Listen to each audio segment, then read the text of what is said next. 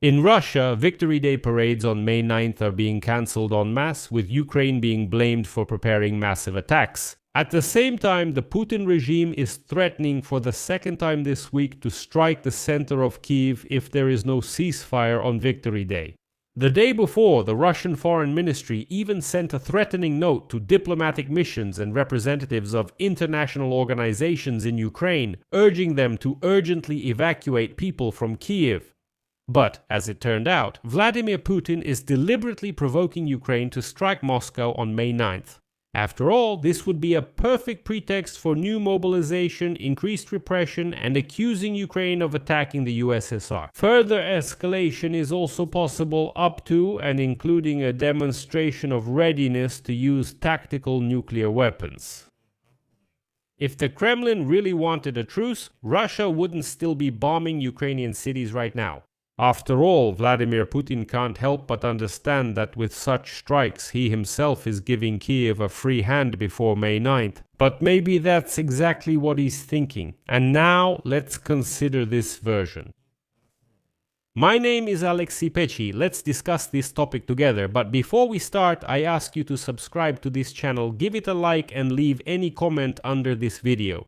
If you want to support the work of this YouTube channel, you can do so with any donation using the links and details in the description of this video, or by using the QR code on your screens, or through sponsorship on the YouTube platform. I hope this episode will be interesting and useful for you. At the end of the episode, I will ask you to support the work of our YouTube channel with your donations. So, I'll start with the latest news. In several regions of Russia, they announced the complete cancellation of Victory Day parades on May 9th, as well as the introduction of additional restrictions on the celebrations.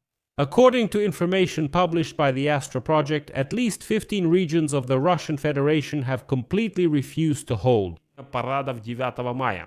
This concerns the Belgorod, Voronezh, Kursk, Bryansk, Rostov, Saratov, Ryazan, Kaluga, Oryol, Pskov, Novgorod, Nizhny Novgorod, and Leningrad regions, as well as the Krasnodar territory and Chuvashia.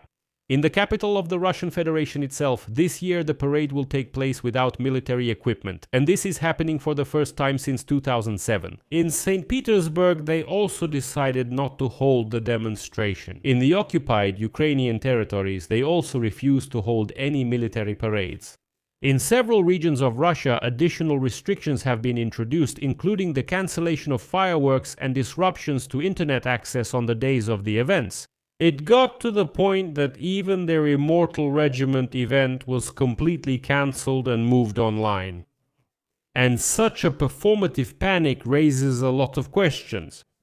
After all, objectively, Ukrainian drones could have attacked the Victory Parade last year too, but back then the parades weren't cancelled for some reason, just like the year before.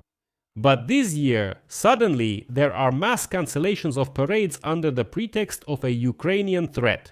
It's gotten to the point where the Putin regime has threatened for the second time in a week to strike the center of Kyiv if there is no ceasefire on Victory Day. The day before, this perpetually drunk woman spoke out. The spokeswoman for the Ministry of Foreign Affairs of the Russian Federation, Mashka Zakharova, stated that the Russian Foreign Ministry sent a threatening diplomatic note to diplomatic missions and representatives of international organizations. Moscow demanded that diplomats from other countries take seriously the message from the Ministry of Defense of the Russian Federation, in which it threatens to launch a massive missile strike on the center of Kyiv if Moscow is attacked during the ceasefire. 8 and 9. The Russian Ministry of Foreign Affairs also called for the timely evacuation of diplomatic and other mission staff from the city of Kyiv. The Ministry of Foreign Affairs of the Russian Federation assured that a retaliatory strike could also be carried out against decision-making centers. We've heard about this decision-making center throughout the war. Let me point out right away that Russians can never carry out a retaliatory strike. Here you need to use logic and understand cause and effect relationships. The war was started by unwashed savage Russia. Accordingly, it is the aggressor, and only Ukraine can carry out a retaliatory strike. Everything Russia does is pure aggression. Any attack at all is aggression, and Ukraine is responding. Russia cannot carry out a retaliatory strike. Once again, cause and effect relationships. And separately, this drunk, plastered Mashka Zakharova complained that when the president of Ukraine, Volodymyr Zelensky, hinted at the participation of Ukrainian drones in the Victory Day parade in Moscow, no one at the European Political Community Summit called him out. The drunk Zakharova also cynically added that Russia supposedly is not acting from a position of aggression, but is only defending itself. Well, of course, as always, they didn't attack, they're just defending themselves. And on this matter, the Polish publication Rzeczpospolita released an article in which it directly states that Vladimir Putin is practically asking for a strike on Moscow or is preparing one himself. And he's doing this quite deliberately. Next is a quote from Rzeczpospolita. Europe had a tiny chance for a multi-day truce for the first time in the 5th straight year of Russia's large-scale war against Ukraine. When the Kremlin announced a unilateral ceasefire that was supposed to take effect on May 8 and 9 during Vladimir Putin's propaganda victory parade, Ukraine skillfully outmaneuvered the Kremlin by proposing its own ceasefire, which was to begin on the night of May 5 to 6 and last indefinitely. Thus, Ukraine once again managed to expose Vladimir Putin's true intentions in this war. The fragile chance for peace was shattered by Russian aerial bombardment of Ukrainian cities. And I should note here that, according to the Ukrainian Ministry of Internal Affairs, as a result of Russian attacks on the night of May 6/27, civilians were killed and at least 120 were injured. That's how Russia observes the ceasefire. Right after midnight, the Russians violated the ceasefire, shelling Ukrainian cities with missiles and drones throughout the night. And now, let's think about this for a moment. Common sense suggests that Vladimir Putin should be interested at least in a temporary ceasefire. Well, at least to give the Russian oil industry and those fuel depots and terminals, which were recently heavily damaged by Ukrainian drones, by the way, they've already reached the Urals, a chance to recover, to catch their breath, undergo reconstruction, get repaired, and so on.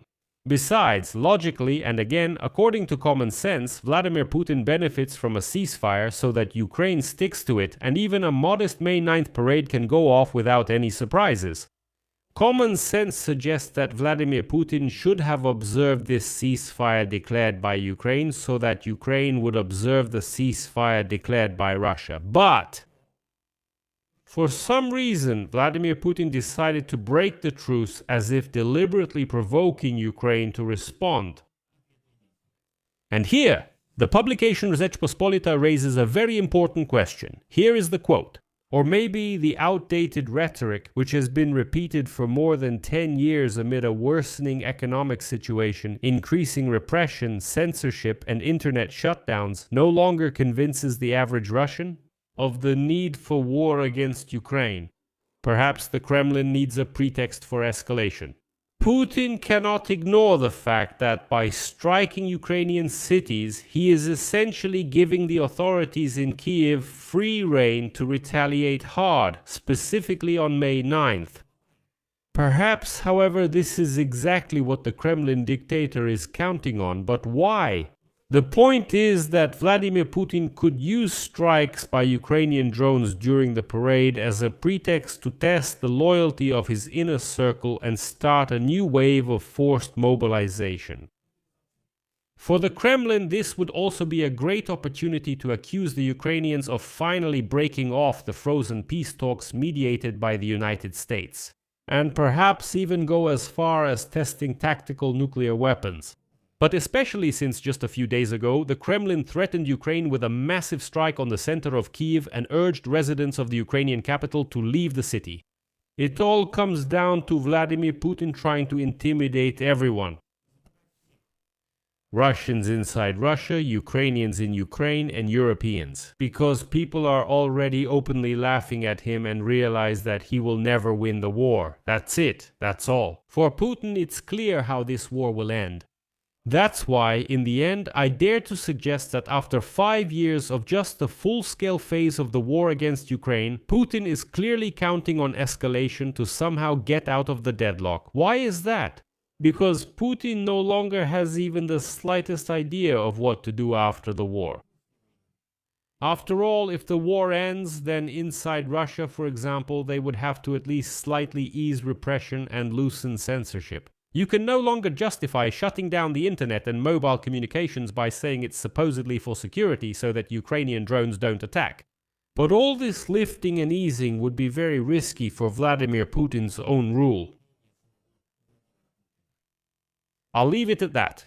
Share your opinions and conclusions in the comments under this episode. And if you want to support the work of this YouTube channel, you can do so with any donation or a paid channel membership using the links and details in the description of this video or by scanning the QR code on your screens. I would appreciate any support from you. Also, subscribe to my Telegram channel, Pechi News. The link is in the description of this video. That's all for now. Take care of yourselves. Goodbye, everyone. Goodbye, everyone. Subtitles.